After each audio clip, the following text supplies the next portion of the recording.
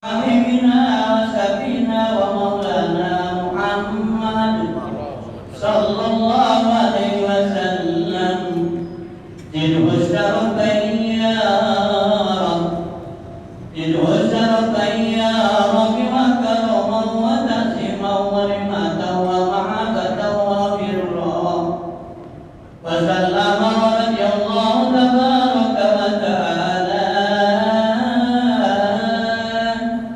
عن ذوي القرن العلي والقدر الجليل ساداتنا وأئمتنا وموالينا ببكر وعمر وعثمان وعلي وعن بقية الصحابة وقرابة رسول الله صلى الله عليه وعليهم أجمعين والحمد لله رب العالمين. Assalamualaikum warahmatullahi wabarakatuh. Waalaikumsalam warahmatullahi wabarakatuh. Bismillahirrahmanirrahim. Alhamdulillahi rabbil alamin. Wassalatu wassalamu ala asyrafil anbiya'i wal mursalin wa afdalil khalqi ajma'in. Sayyidina wa maulana Muhammadin wa ala alihi wa sahbihi ajma'in.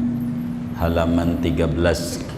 Qala al-ulama'u, berkata para alim ulama, fayambaghi 'alal mu'minil muqini bi mukhalafatihi ta'ala lil hawadisi an yuksirat tasbih sabahan wa masaan.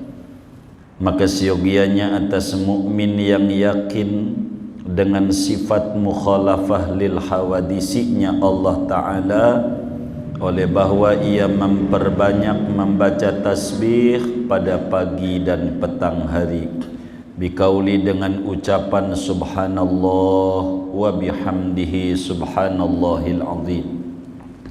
Wal makna, adapun maknanya, unazzihullah, mensucikan oleh aku akan Allah, amma la yaliqu bihi min kulli naqsin, dari apa-apa yang tidak layak dengan Allah dari berbagai kekurangan, wa ahmaduhu bi jami'il kamalati, dan aku memuji akan Allah dengan seluruh sifat-sifat kemahasempurnaannya Allah subhanahu wa ta'ala. Wallahu a'lam bishawab. Segini kita bedah. Saudara sekalian yang mulia, sebagaimana dimaklumi oleh kita bersama bahwa pertama-tama yang wajib diketahui oleh seorang anak manusia adalah mengenal Allah subhanahu wa ta'ala dengan yakin. Cara kita mengenal Allah melalui sifat-sifatnya. Dari berbagai sifat-sifat Allah yang begitu amat sangat banyak, yang wajib kita ketahui hanya 20, sesuai dengan jumlah jari tangan dan jari kaki kita. Dari 20 sifat itu, yang keempatnya adalah sifat mukhalafah lil hawadisi. Allah itu beda dengan makhluknya. Biar gampang, beda dengan kita. Yang ada pada Allah barang sedikit pun tidak ada pada kita. Yang ada pada kita barang sedikit pun tidak ada pada Allah. Al-Quran menyatakan walam yakullahu kufuwan ahad. Tidak sama. Karena itu malam hari ini kajian kita akan menutup pembahasan mukhalafah lil hawadisi. Janjinya kitab ini memiliki 3 uraian pokok. Yang pertama definisi sifat, yang kedua dalil sifat, yang ketiga implementasi sifat. bagaimana cara kita mengakses cahaya dari sifat Allah. Sebab semua sifat Allah itu ada cahayanya yang bisa diakses dan diterapkan dalam hidup dan kehidupan kita.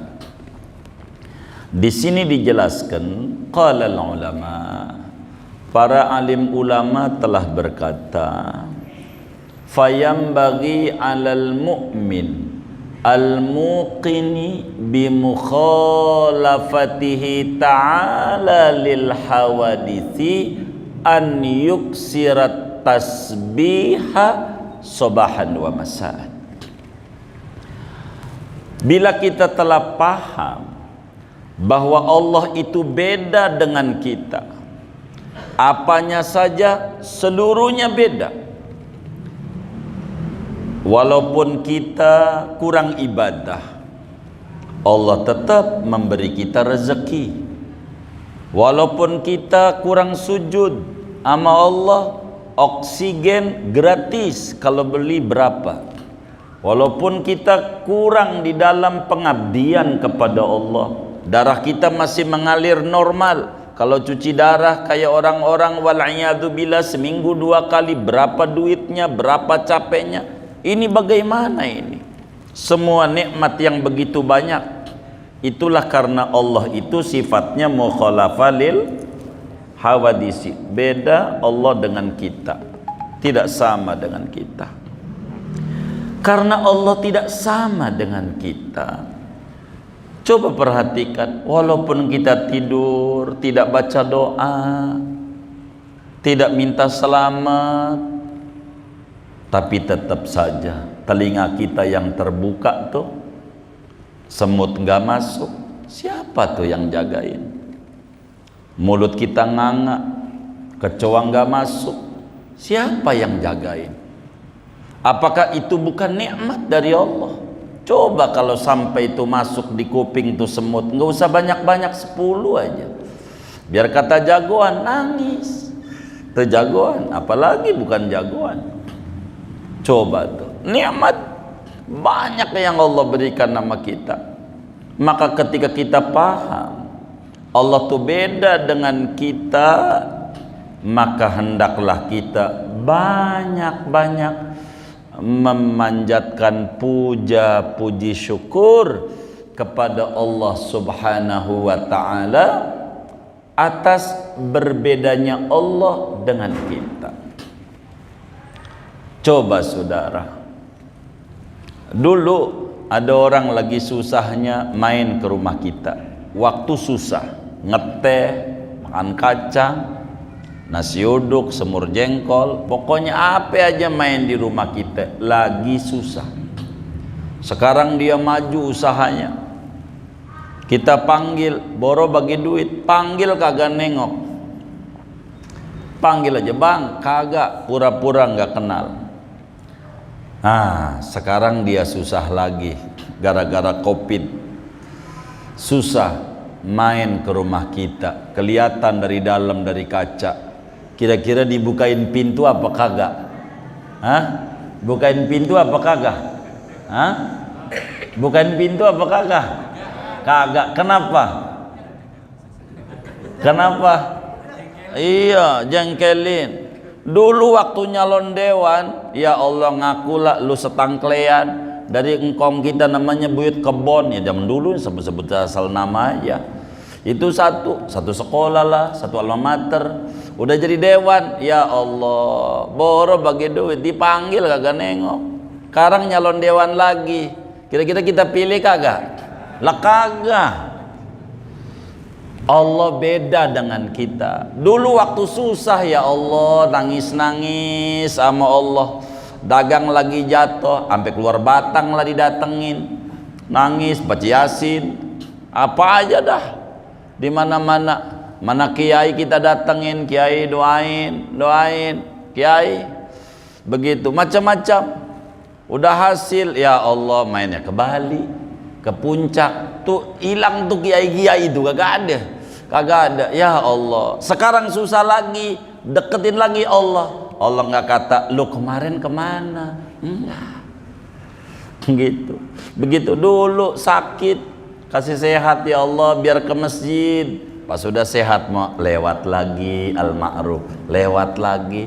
Sekarang sakit lagi, doa lagi, ya Allah bener ini mah ya Allah.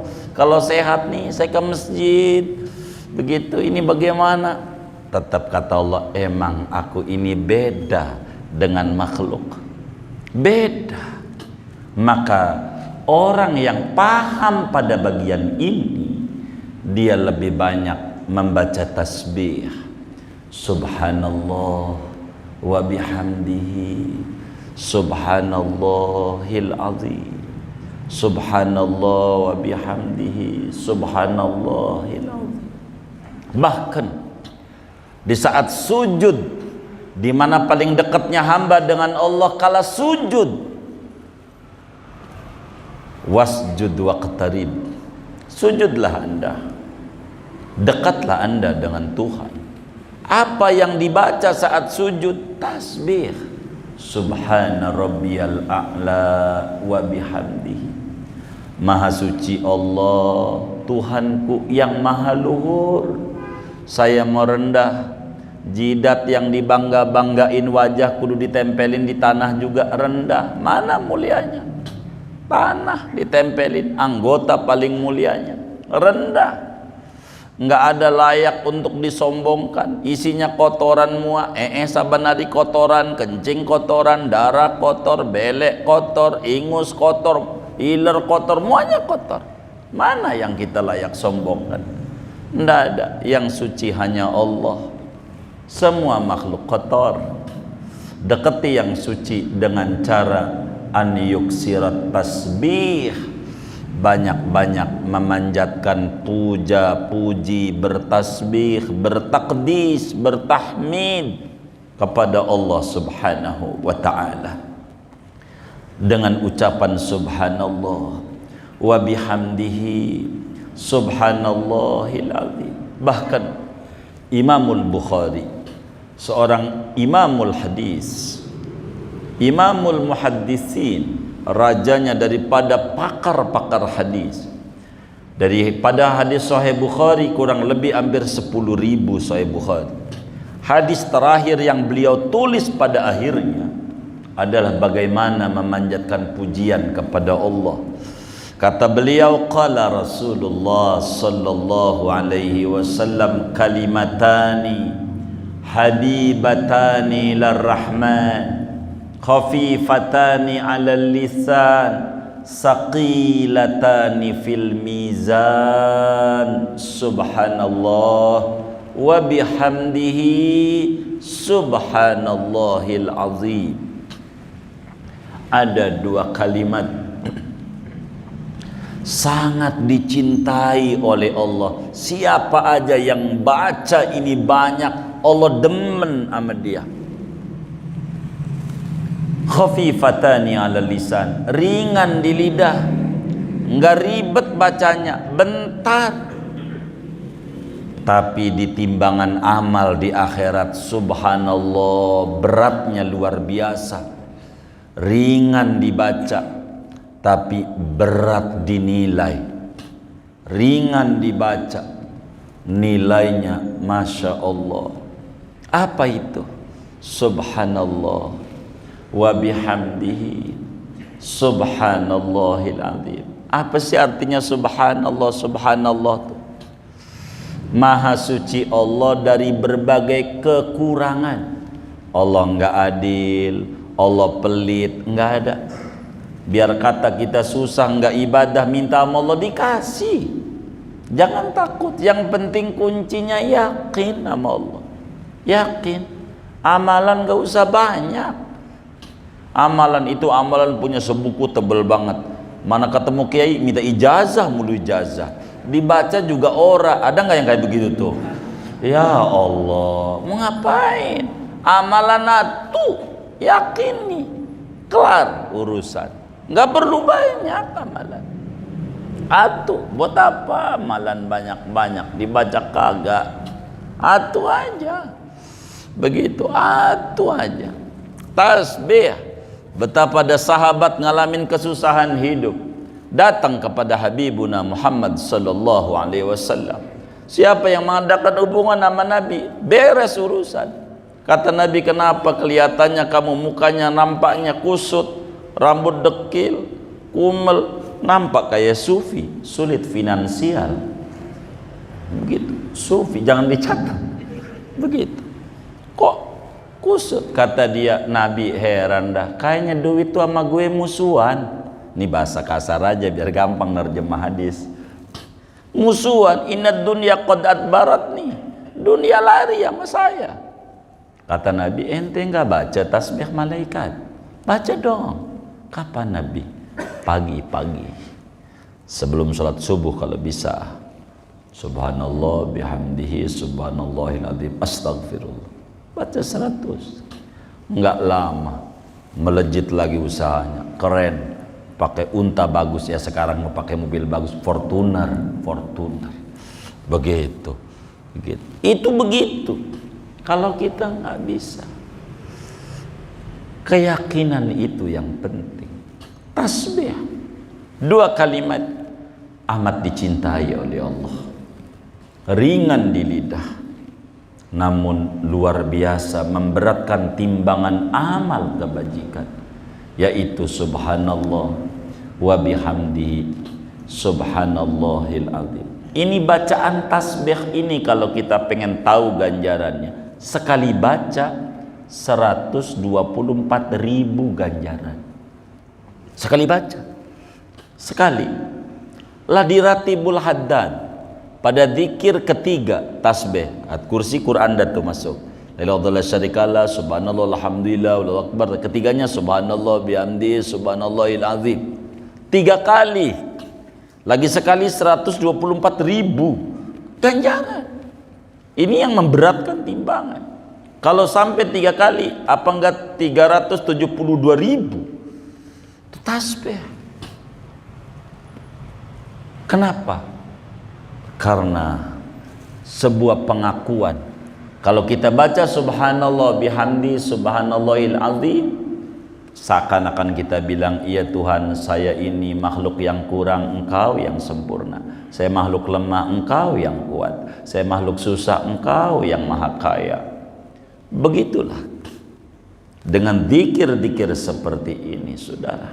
Bahkan dalam satu hadis dijelaskan, Rasulullah sallallahu alaihi wasallam bersabda, masida saydun wala addahu udatun wala qati'atun illa biqillatit tasbih. Kata Nabi, yang namanya ikan bisa dipancing sama orang, bisa kena. Yang namanya binatang buruan bisa ketangkep sama orang. Yang namanya pohon bisa kecabut sama orang. Penyebabnya satu, kata Nabi, itu pohon kurang bertasbih. Kalau pohon itu udah enggak bertasbih, bakal kering.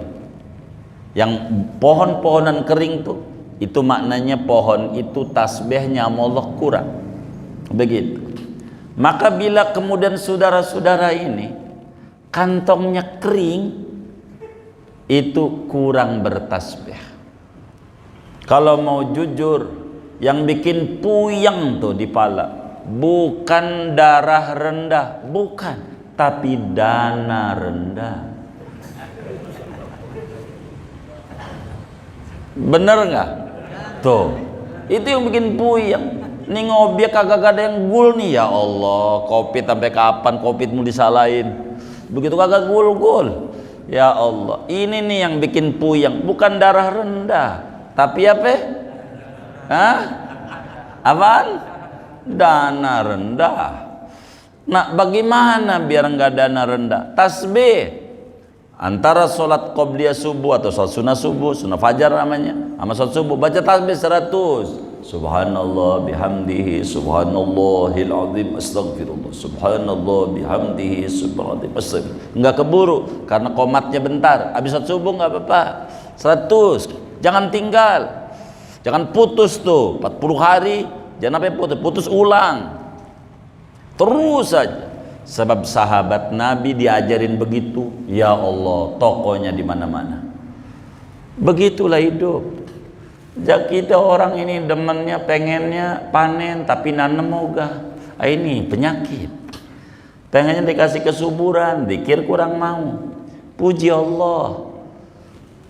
Dan perlu difahami, kita memuji-muji Allah itu bukan berarti Allah itu kurang sehingga perlu dipuji-puji, bukan. Tapi untuk supaya kita bisa disucikan oleh Allah, bisa dipuji oleh orang, karena kita banyak memuji Allah subhanahu wa ta'ala. Karena Allah maha sempurna, la nihayata li kamalih, enggak ada ujungnya bagi kesempurnaan Allah. Inilah puncak mukhalafah lil hawadisi. Maka saat ruku, saat sujud kita, di mana tempat yang tingginya tempat, diajarkan oleh Nabi tasbih, bukan doa, bukan. Kok tasbih? Karena tasbih lebih tinggi daripada doa. Banyak orang yang sujud lama dalam sholat, minta ini minta itu, udah cukup yang diajarkan Nabi. Mau ngapain lagi? Duit ada di situ, tapi subhanallah enggak ada gambar-gambar duitnya. Enggak begitu, bukan kelas kita mengurainya. Udah kita percaya kelasnya, kelas awam. Kita bukan dokter, kata situ pabrik obat. Apa itu di samping tuh? PT apa itu obat itu? Paros. Tuh ada macam-macam. Udah urusan dia ada ngeracik obat, kita minum aja nih Ustaz kepala, minum aja, udah percaya aja. Nggak usah racikannya bagaimana, ini puyeng. Udah tasbih aja. Karena dalam tasbih itu ada kesadaran betapa kita tak berdaya, yang maha kuasa adalah Allah. Di saat itu tuh kesadaran, maka Allah bakal kasih paham ini hamba, kasih dia kesuburan nama Allah. Inilah kunci. Bagaimana orang udah ngaji mukhalafal hawadisi, banyakin puja-puji Allah, banyakin puja-puji Allah. Rasulullah sallallahu alaihi wasallam sangat dipuji oleh Al-Quran pada surat Al-Baqarah. Qad nara taqalluba wajhika fis sama. Sungguh, kata Allah, aku perhatikan matamu larak-lirik ke atas, ke langit. Nabi itu adabnya tinggi, ndak mau minta sama Allah, karena minta ngatur. Minta itu ngatur. Dan kita kedudukannya hamba. Hamba tuh diatur. Kalau jadi tamu, ngatur-ngatur tuan rumah, tamu songong. Bener nggak? Tuh, songong tuh bahasa Betawi, tapi dikutip dari bahasa Inggris. Song tuh artinya lagu. Song, lagu. Kalau belagu-lagu, songong. Maka songong lu, belagu-lagu maknanya. Bener nggak?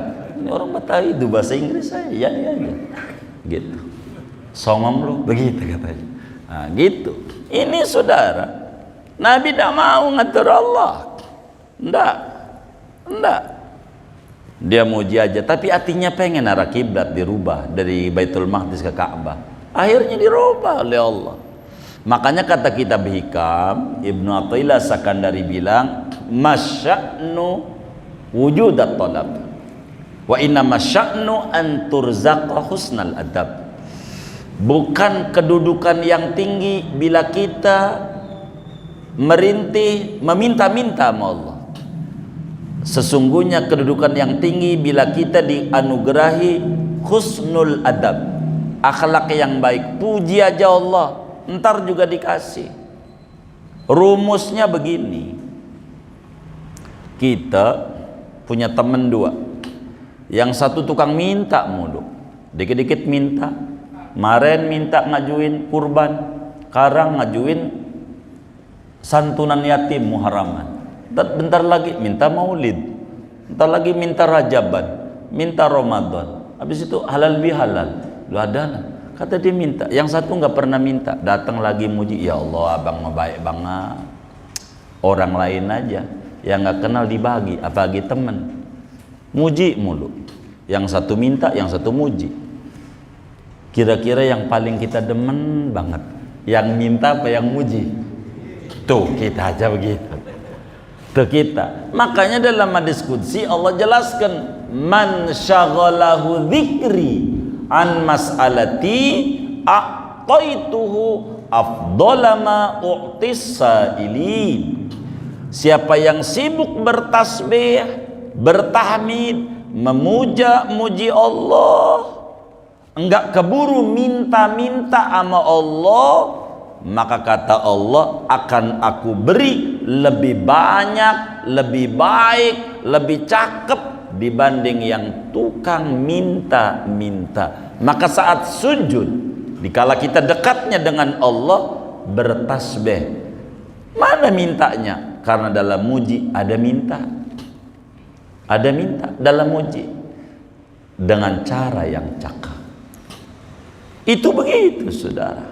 Maka bacalah subhanallah wa bihamdihi subhanallahil azim.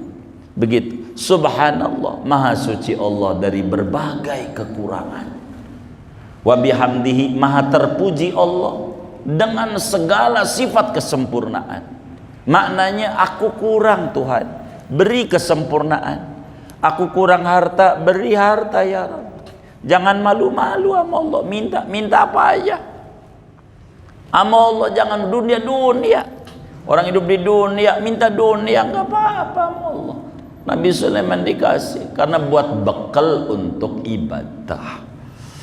Gitu, bekal buat ibadah. Ini penting dalam hidup dan kehidupan kita. Pohon bisa dipetik sama orang, ditebang sama orang. Penyebabnya kata Rasulullah, kurang bertasbih. Ikan dipancing bisa kena, penyebabnya tuh ikan kurang bertasbih. Binatang buruan dipanah kena, penyebabnya qillatit tasbih. Maka supaya kita tidak berkekurangan, saudara, banyak puji-puji Allah, banyak baca subhanallah bihamdihi subhanallahil azim, subhanallah bihamdihi subhanallah. Banyakin baca, puji aja Allah, puji aja. Begitu, puji aja Allah. Dan pujian kita kepada Allah, apalah kita pengetahuan tentang Tuhan. Begitu, tapi pujian kita punya nilai besar di mata Allah sebagai bentuk pengakuan terima kasih punya Tuhan yang beda dengan kita. Walaupun kurang ibadah, kena COVID, alhamdulillah makan. Bukan sekedar makan 3 kali. Kena COVID bukannya turun, tambah gemuk badan. Makan mulu, keluar kagak. Begitu, makan aja, makan mulu 3 kali sehari. Itu belum termasuk bakso, belum termasuk juga ketupat, laksa, belum, tahu bulat, apa aja belum. Maka kita kalau tidak mau bertasbih amat sangat rugi. Pagi petang banyak memanjatkan puji-pujian nama Allah sebagai wujud terima kasih. Terima kasih. Tangan bisa gerak, ini persendian jantung bisa jalan. Kalau Allah berhentiin tuh jantung, udah qaid, begitu habis orang. Mau ngapain lagi? Duit banyak juga nggak ada artinya. Banyak, begitu, nggak ada artinya. Buat apa? Begitu, kalau nggak ada nyawa di badan, maka bersyukur, nikmati hidup ini, karena memang hidup adalah anugerah dari Allah. Dengan banyak kita memanjatkan kesyukuran kepada Allah Subhanahu wa Ta'ala, dan ini sebagai bentuk implementasi kita, kepercayaan kita betapa Allah beda dengan kita.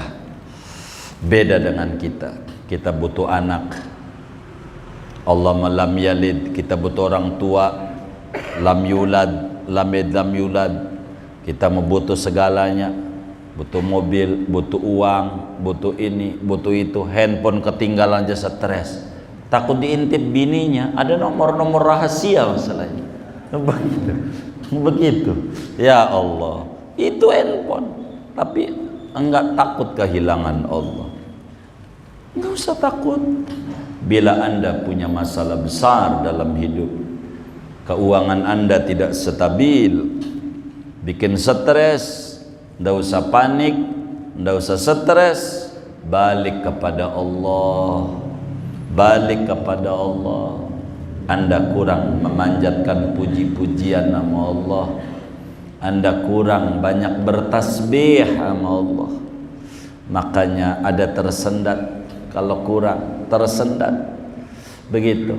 Maka agar supaya kita saluran keuangannya tidak mampet, banyakin dah subhanallah wa bihamdihi subhanallahil azim 100 saban hari, jangan kurang. Jangan kurang. Ya bentar lah, dari 24 jam segitu doang mah bentar. Begitu, bentar baca. Ya saya kagak bisa tuh subuh kerja, kredit. Kan dari wajahnya nih demen kredit. Dohor 20, asar 20, maghrib 20, isya 20, subuh 20, 100. Bentar, begitu. Bentar. Jangan malas lidah kita untuk bertasbih, bertahmid pagi dan petang hari sebagai wujud rasa syukur kita punya Tuhan beda dengan kita. Maka walaupun kita enggak ibadah, no lihat orang Kristen, orang Hindu, orang Buddha, begitu, enggak nyembah Allah, begitu, Allah kasih rezeki, begitu, bagus usahanya, yakin Tuhan mau maha baik, tuh tasbih. Masa kita yang ibadah, orang dibagi sama Allah, ilokan, bagi dah. Jangan kita gusar sama Allah, jangan. Cuman kita banyak nyalain Allah mulu. Oh, gua udah ke masjid ya Rob, baru 2 hari aja udah ke masjid. Kemarin gak ke masjid berapa tahun, lewat-lewat mulu. Ya Allah, ada yang kayak begitu tuh. Yang mana orangnya? Nah, nyalain Allah mulu. Jangan. Begitu. Ada di Mekah kemarin orang, Pak ke masjid, aduh dengkul saya Ustaz sakit. Ente beruntung. Sakit bisa ke Mekah, banyak no di Indonesia orang seger buger ke Mekah kagak bisa. Ini nikmat dari Allah, kali sembuh dari Allah, ke masjid. Oh begitu, iya masjid. Ngapain dari Indonesia ke Arab nyampe? Masa dari hotel ke masjid orang nyampe, deket banget. Masjid saya semangat juga. Sama kawan kita, jangan, itu udah tua susah. Ya Allah tambah demen gitu. Orang dikata jangan gitu, masjid dorong gitu, mati di masjid bagus begitu, agar supaya kita ini bertasbih, bersyukur sama Allah. Keluhan tidak bisa merubah keadaan, meski sedikit melegakan perasaan, tetap aja banyakin bersyukur, bertasbih sama Allah. Subhanallah. Kalau kita sakit banyak bertasbih aja. Kalau kita sakit, ada apa ini, dicubit sama Allah, kurang tasbih, tasbih yang banyak.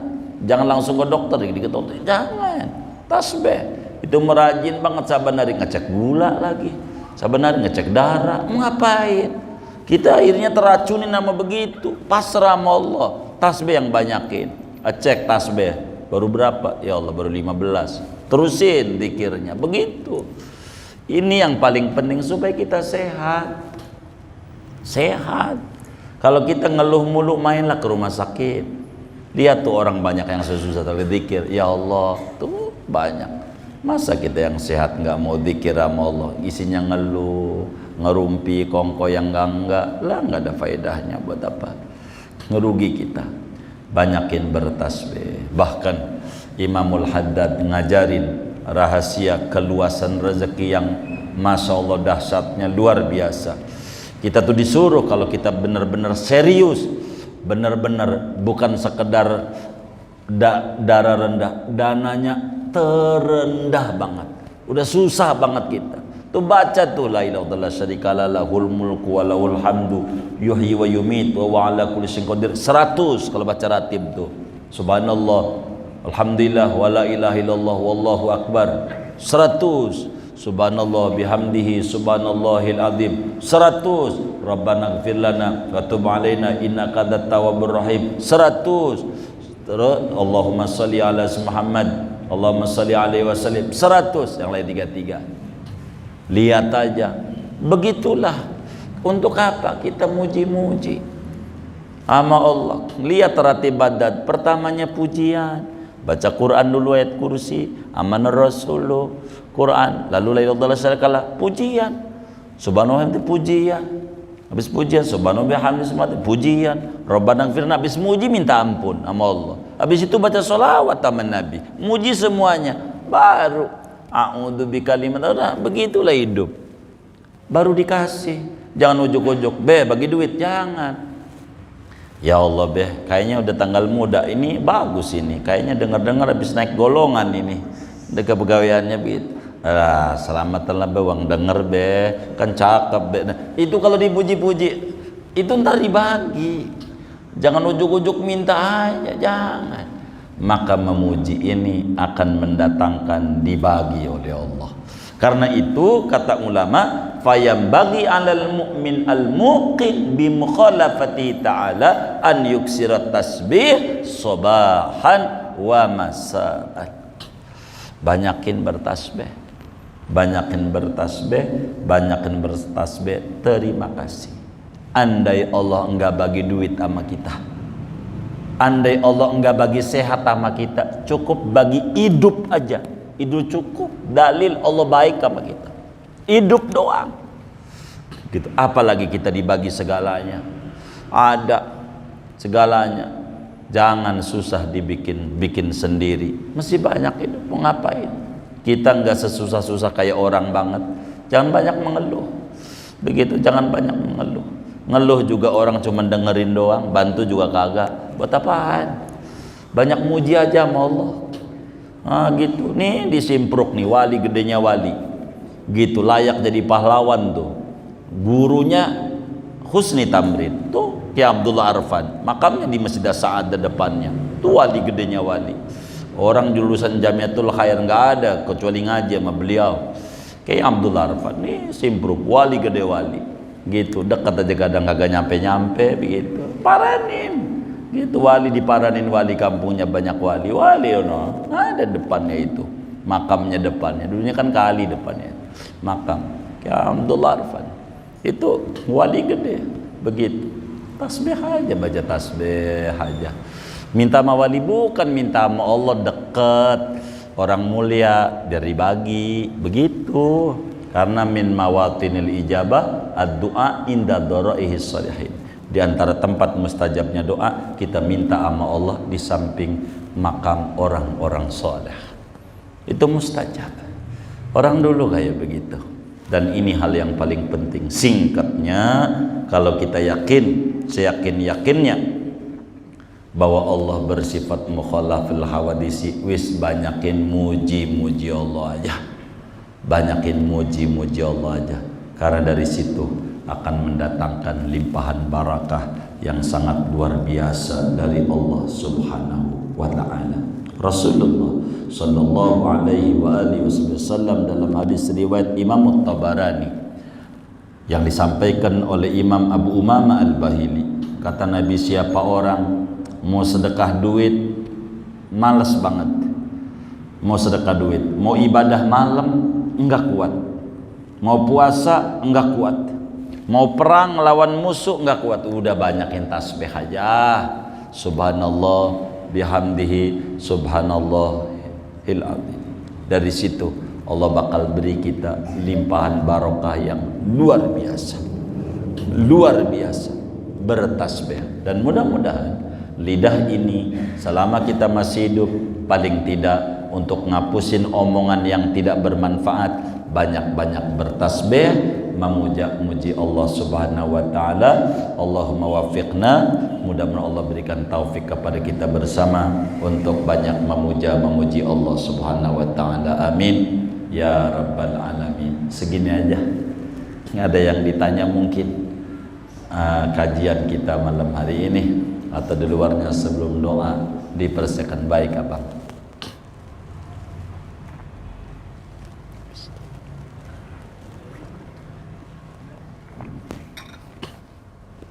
Assalamualaikum warahmatullahi wabarakatuh. Waalaikumsalam. Di ruang tema dulu. Iya baik. Kemarin saya baru lihat di YouTube para ulama menyatakan bahwa azan di dalam kubur itu tidak dianjurkan, tapi ada para ulama juga yang menganjurkan. Ini apakah ada dalilnya atau tidak? Gimana penjelasannya untuk Assalamualaikum warahmatullahi wabarakatuh. Waalaikumsalam warahmatullahi wabarakatuh. Mungkin yang dimaksud ngadanin orang yang wafat begitu ya? Iya, ngadanin orang yang wafat maksudnya. Hah? Iya, bukan adzan di kuburan kan, bukan. Iya, tapi ngadanin orang yang wafat. Iya, baik. Jadi bagaimana hukum mengadzani orang yang sudah meninggal dunia? Maka memang dalam ulama-ulama Syafi'iyah sendiri, di dalam madhab Syafi'i, Imamul Bajuri juga tulis di dalam Hasyiatul Bajuri ala Fathil Qaribil Mujib, Imam Ibnu Qasim Al-Ghazi memang berbeda pendapat. Ada yang sunat, ada yang tidak adzan di kubur. Tapi bagi kami mengikuti Imam Ramli, sunat mengadzani di kubur. Jadi kita ini lahir diadzanin. Dalilnya adalah qiyas namanya. Qiyas itu disuruh oleh Allah, fa'tabiru ya ulil albab. Qiyas namanya. Jadi awal kita datang ke dunia dengan adzan, maka ketika kita meninggalkan dunia pun juga diakhiri dengan adzan. Dengan adzan. Begitu sunnat. Ibnu Hajar tidak melarang, hanya tidak sunat saja. Tapi bagi kami lebih bagus adzan. Banyak kok orang mati ditembak-tembakin malaikat, dur dur dur dur, apalagi tentara yang mati. Itu malah nggak ada lagi ajarannya dari Nabi. Tapi boleh, nggak diributin. Adzan bagus, nggak apa-apa. Jangan yang bagus-bagus dikomentari. Udah adzan bagus, adzan gitu, boleh adzan. Sunat gitu, itu yang tembak-tembakin. Apalagi pakai sirine, wing di antara kuburan, nggak ada dari nabinya, boleh begitu. Yang kayak begitu maka timbang adzan. Maka kalau kami mengikuti sunat diadzankan berdasarkan qiyas awal datang ke dunia dengan kalimat adzan dan adzan, sehingga manusia itu hidupnya pendek. Kalau mau jujur, antara adzan dan adzan, itulah waktu manusia di dunia. Adzan datang di dunia, adzan terakhir ninggalin dunia. Sebagai tabarukan dengan kalimat-kalimat thayyibah ini, agar supaya Allah berikan rahmat banyak dan turun rahmat banyak di situ. Nggak apa-apa, bagus adzan. Adzan bukan buat sholat saja, tapi adzan banyak manfaatnya. Sama seperti air, ada namanya aqua. Saya bukan promosikan, tapi sebagai contoh. Aqua itu aqua untuk minum, enggak, air layak minum, bukan khusus minum. Anda kemudian di tengah tol pengen kencing aja cebok, jangan pakai air radiator, jangan begitu. Pakai aqua boleh. Cuci tangan nggak ada kobokan, udah pakai aqua aja, jadi aja, boleh begitu, boleh.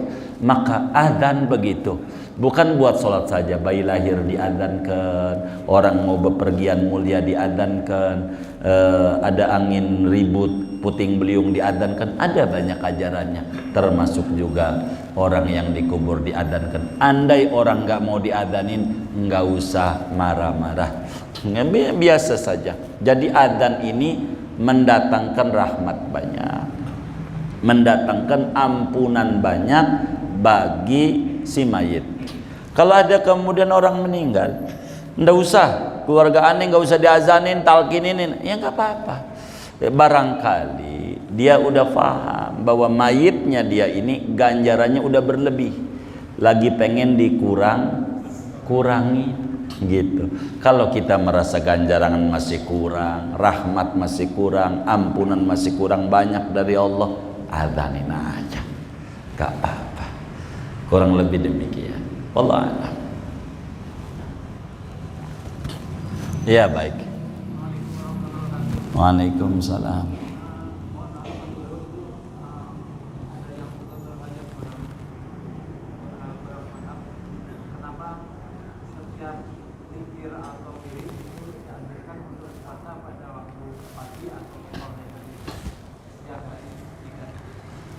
Sebetulnya banyak kegiatan di siang hari. Kalau ditanya kenapa wirid itu banyak dianjurkan pagi sama siang, baik sama sore, siang enggak. Nanti kalau sampai agama ajarin siang, ya Allah kapan kerjanya gua? Begitu lagi, salah lagi agama. Begitu udah nurut aja dah sama agama. Begitu, nurut aja. Nanti kalau diajarin suruh dohor, gua lagi kerja, begitu salah lagi. Begitu. Jadi ikuti aja aturannya, wasabbihuhu bukratan wa asila. Anda bertasbih kepada Allah pagi dan petang hari. Emang Allah suruh begitu. Di waktu itulah banyak orang yang lalai. Supaya kita tidak tergolong daripada ghafilin, maka kemudian kita dianjurkan berzikir di saat pagi dan petang hari. Kurang lebih demikian yang saya mampu untuk menjawabnya. Wallahu a'lam. Sudah? Baik. Baik. Waalaikumsalam. Kami jamaah Masjid Al-Ma'ruf setiap habis sholat jamaah dibimbing sama Ustaz Jelani untuk membaca tasbih, tahmid, dan sekaligus dibimbing untuk membaca doa untuk keselamatan kita, keselamatan masyarakat. Tapi dari sisi lain, kalau saya lihat ini ada orang yang sibuk untuk mencaci maki sesama umat Islam, lebih-lebih mencaci maki kiai yang kita tahu kiai Bajilah Al-Bantani. Oleh karena itu, apakah perbuatannya itu bisa bertolak belakang, ada efek negatif untuk kita semuanya? Terima kasih. Mencaci maki bagaimana maksudnya? Ya, dia dikatakan bahwa ulama itu lebih jelek dibanding 70.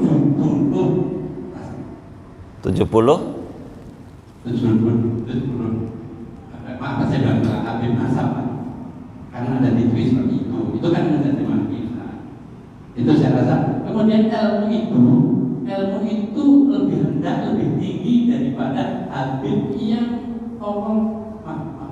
yang bodoh, yang jahat. Apakah kalimat-kalimat itu mengganggu efek kita untuk beribadah kepada Allah?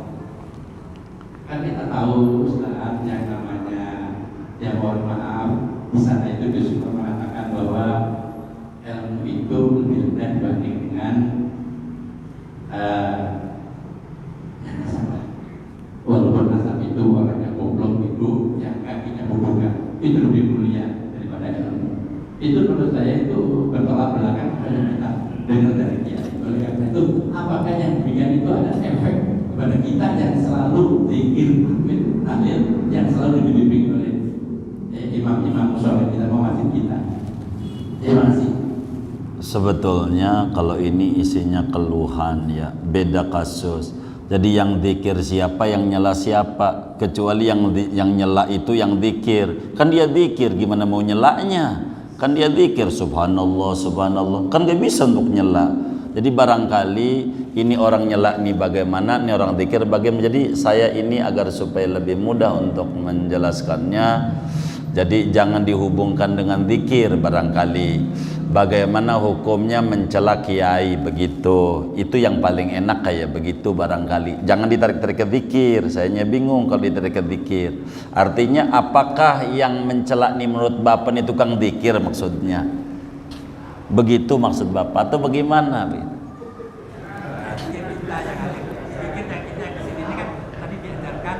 Kan diajarkan oleh Ustaz Jailani nih zikir-zikir. Iya. Tapi dari sisi lain ada orang yang tidak sebab dengan kita. Apakah perbuatan dia itu membawa efek negatif? Oh baik. Apakah perbuatan orang lain itu akan membuat efek negatif sama kita? Jawabannya bisa iya, bisa tidak. Dari mana kita bisa iya? Kalau kita pikirin. Ada orang nyelak kita, kita pikirin aja. Ya si anu teh padahal gua udah baik nenek.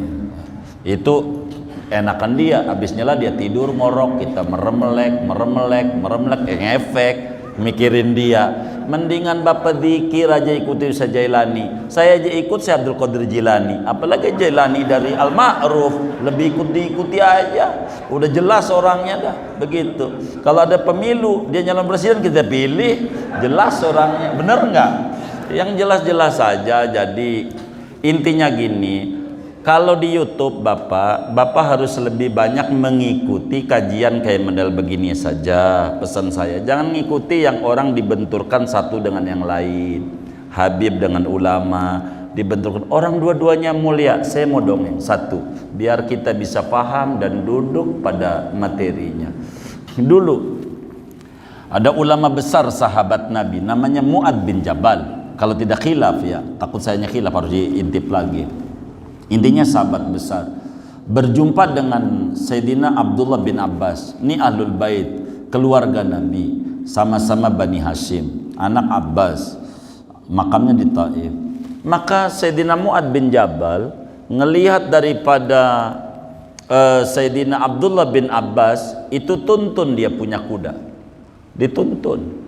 Ini kiai nih, Mu'ad bin Jabal nih kiai. A'rafukum bil halali wal harami Mu'ad bin Jabal. Orang yang paling mengerti halal dan haram, artinya hukum, kiai, gedenya kiai ya Mu'ad bin Jabal. Begitu. Nabi puji itu. Ketemu Ibnu Abbas, kemudian dituntun. Itu kudanya, padahal bocah, muda gitu. Mu'ad bin Jabal udah sepuh, dituntun. Tuntun. Kayak begitu. Kalau sekarang tuh Hadratus Syekh Muallim Syafi'i Adzami rahimahullah ketemu Habib masih bocah, cium tangan. Itu Kiai Syafi'i Adzami. Padahal kiai gedenya kiai. Kiai gedenya kiai. Ketika Kiai Abdullah Syafi'i, orang sebut macan panggung. Gitu. Kiai Abdullah Syafi'i, siapa yang tidak kenal yang Asy-Syafi'i ya Abdullah Syafi'i? Tapi ketika bilang macan, bukan, macan nyono. Itu yang macan no, Kiai Syafi'i Adzami. Tapi Muallim Syafi'i Adzami biar kata, udah sepuh, ketemu habaib, cium tangan hormat. Dari mana? Ini sahabat Nabi nih, Mu'ad bin Jabal, hormat sama Sayyidina Abdullah bin Abbas, cium tangan. Dikata kenapa? Seperti ini kami disuruh oleh Rasulullah hormat sama keluarganya Rasulullah. Disuruh, ahakadha amarona Rasulullah SAW bi ahli baiti. Seperti ini kami disuruh oleh Rasulullah sebagai umat untuk mencintai daripada ahlul bait. Quran yang nyuruh, qul la as'alukum alaihi ajran illal mawaddata fil qurba. Sampaikan oleh Nabi Muhammad, aku tidak minta upah. Dalam dakwah Islamiyah ini mengenalkan manusia tentang siapa penciptanya, supaya menjadi manusia seutuhnya. Aku nggak minta apa-apa, kecuali aku minta sayangi keluargaku. Sayangi keluargaku. Ilal mawaddata fil qurba. Mau dia baik sama kita, mau tidak, kita harus sayang. Nah, maka Mu'ad bin Jabal itu mengamalkan itu. Tapi Ibnu Abbas kemudian cium tangan juga lagi. Kata Ibnu Abbas, kenapa enggak mau Mu'ad bin Jabal? Kemudian kata Ibnu Abbas, hakada amarona Rasulullah bil ulama. Seperti ini kita diperintah juga oleh Rasulullah untuk hormat sama ulama. Maka jangan dibenturkan tentang hal ini, dan kita jangan mau ditarik pada wilayah-wilayah yang seperti itu. Tidak ada manfaat buat kita, yang ada dosa demi dosa. Mencela ulama, mencela habaib, aduh dosanya besar. Coba dipikirin sama orang-orang yang mencela Habibana Rizik Syihab segala macam tuh. Coba dipikirin sama dia, adakah duit dia dicolong oleh Habib Rizik? Adakah duit dia, keluarga dia diganggu? Enggak ada, cuman katanya denger YouTube berita-berita yang tidak benar, hanya dari dengar doang. Banyak, dan ini yang menyebabkan kita menjadi berbenturan. Oleh karena itu kita pada bagian ini kita disuruh hormat sama ahlul bait, kita disuruh hormat sama ulama. Ulama nih mohon maaf, ulama biar gampang dah saya kasih contoh. Ada ulama mabok nih bener, minum teh botol cap topi miring. Nih ulama nih, umpamanya nih Bapak ketemu tuh ulama. Kita lihat dia lagi mabuk. Orang kampung sebut beler namanya. Lagi mabuk. Tuh ulama. Kita nggak boleh nyela. Tuh ulama nih kelasnya. Apalagi apa? Tuh nyela ulama. Kenapa? Karena begini. Dia mabuk. Kita kan nggak tahu habis itu pisah. Dia kan ada ilmunya. Cara tobatnya dia tahu. Kesempatan diterima sama Allah dia punya, wong dia punya ilmu, rukun tobat dia tahu, ini dia tahu. Kita celak sama kita, padahal dia udah tobat sama Allah, karena dia tahu ilmunya. Dan Nabi sampaikan at-taibu minadz-dzambi kaman la dzambala. Orang yang taubat dari dosa, maka dosanya bas habis, udah bersih. Lalu kita masih celak, padahal dia udah tobat, celak terus, celak terus, celak terus. Kerugian besar sama kita mencela orang yang bertobat, dosanya besar. Itu ulama. Maka kita mau ngaji kita sama kiai, apalagi mau kagak ngaji, apalagi guru ngaji sendiri dicela, udah habis dah. Man adali waliyan faqad adantu bil harbi. Siapa orang yang memusuhi kekasihku, kata Allah, ku izinkan dia untuk diperangi. Kata Said Muhammad bin Alwi al-Maliki, maknanya di sini orang yang mencela ulama haram anak cucunya jadi ulama. Haram, no comment. Imam Ghazali ini ulama besar, lahir 450 Hijriah, wafat 505. Kitab Ihya Ulumuddin, salah satu kitab Imam Ghazali. Itu Imam Ghazali, kiai yang mengkritisi kiai, mengkritisi ulama. Itu Imam Ghazali. Tapi dari begitu panjang lebar Ihya Ulumuddin nyela kiai, tidak pernah menyebutkan nama orang. Imam Ghazali. Muallim Syafi'adani, bagaimana sama Imam Khumaini, Imam Syiah masih menyebutnya Imam Khumaini. Betapa takzimnya sama ilmu. Maka kita kalau ada YouTube dibenturkan kiai sama kiai, no comment, no comment. Duit kita dicolong dia kagak, ini kagak, cuman katanya, kita no comment. Begitu. Dan ini sebetulnya propaganda PKI mengadu antara kita sama kita. Begitu, antara kiai akhwal sama kiai habaib dari cucu Nabi, dibikin ribut. Dibikin ribut. Kalau ada oknum 1, 2 itu biasalah. Yang kayak begitu mah begitu. Tapi kita harus takzim sama Nabi. Contoh gini aja biar gampang hidup kita ya. Nih biar gampang. Kita sebagai kakek punya cucu. Cucu kita bengal, umpama cucu kita bengal, ada yang nyentil, kita kakek marah nggak kira-kira? Marah. Lah Rasulullah yang punya syafaat, cucunya kita cela-cela, kira-kira Rasulullah marah nggak? Kagak dapat surga. Kenapa surga? No comment. Kalau ada yang dirasa kurang baik anak cucu Nabi di mata kita, umpama di mata kita ini kurang baik, begitu, bener. Lurusin dia, lurusin. Itu Nabi yang nyuruh. Lurusin, lurusin. Diingetin, engkau harus ikut datuk engkau. Engkau harus ikut datuk engkau. Kalau dirasa ada yang kurang, jangan. Dan ini memang kita lagi digiring menuju ke sana, digiring, dan kita jangan mau berbenturan menuju kemari. Kalau sampai kita menghina ulama, no comment. Sulit anak cucu kita jadi kiai. Nggak bisa. Penyebab anak cucu kita nggak jadi kiai karena kita nyela ulama. Kalau pengen kita harus rapi, no comment. Apa kek? No comment. Begitu. Kenapa no comment? Dia punya ilmu, kita enggak. Dia cara taubat dia bisa, kesempatan taubat dia bisa diterima sama Allah. Siapa kita mencela ulama?